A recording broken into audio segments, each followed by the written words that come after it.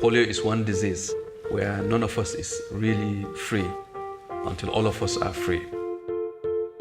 And the fact that we've gone 99% the way as a world means that we can finish it.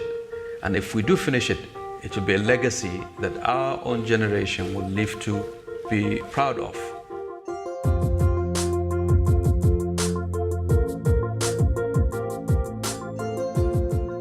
I think it's important that we complete it. And in Nigeria, I can tell you very positively that we have commitment at all levels, and we're doing all that we can, and we'll continue to do so until we finish this job.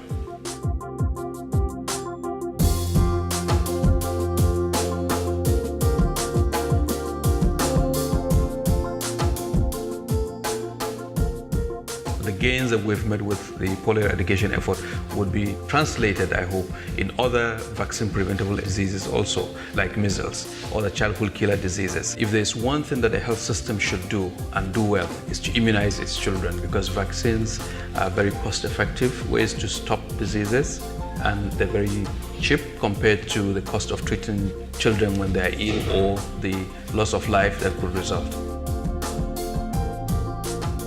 And there's no better way to generate and sustain momentum other than by demonstrating success in a very credible way.